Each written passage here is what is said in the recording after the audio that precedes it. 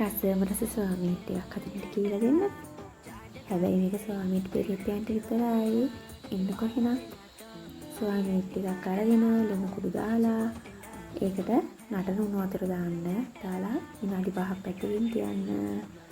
ඊට පස්සේ හොඳට මිරිකලා අරගෙන ඒක ඇතුලේ තියෙන පහේ පැකට් එක දාන්න. ඊට පස්සේ ඒකට කහවරු ටිකක් බදගත් මිරිස් කුඩුයි අමුතුණු පහයි තමයි ඔය තියෙන්නේ ළමයි. ඒකට ගම් මිරිස් ටිකක් දාලා හොඳට අනා ගන්න. ඊට පස්සේ ඒකට ඕනේ පොම්බයි ලුණු, තක්කාලි, ගුරුසුදු ලුණු, අවු මිරිස්, රම්පි කරපිංචා, පොල් කිරිත් ඕනේ. පොල් කිරි ඔයාලා කැමති නම් දාන්න, නැත්නම් උතර දාන්නත් පුළුවන්. ඇතුළේ ලිපේ තියලා තෙල් ටික රත් වුණාම තලාගත් ගුරුසුදු ලුණු, අවු මිරිස්, එනිසා කරාවුන ටික සියලුම දේ තෙලට දාලා හැඳි ගා ගන්න. හැඳි ගාගෙන මේක රන්වන් පාට වෙනකම් මැද ගන්න ළමයි මේ විදිහට. ඇත්තටම මාර සුවඳයි.